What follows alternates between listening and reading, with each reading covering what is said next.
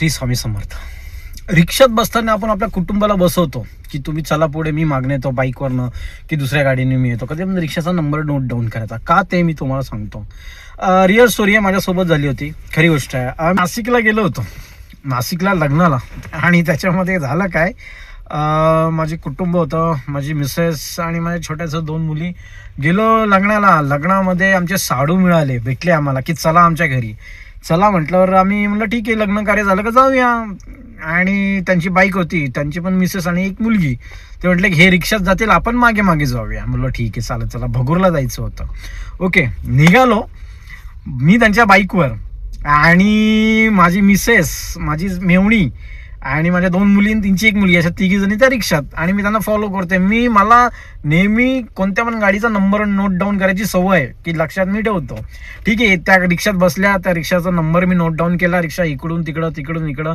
म्हणजे कधी कधी बोलतात ना की पटकन कोणत्या शॉर्टकटने रिक्षाने मारला वगैरे. गेले, पोचल्याच्या नंतर आम्हाला कळलं, घरी पोचल्याच्या नंतर आम्हाला असं कळलं की मोबाईल रिक्षात, मोबाईल नाही आमच्याकडे.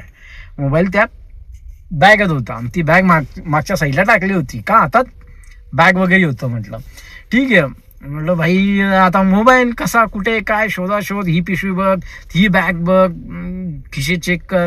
नाही, नंतर मिसेसने सांगितलं नाही मी मागच्या साईडला पिशवी ठेवली होती, त्याच्यात मोबाईल होता. घाई गडबडीत मी राहिली.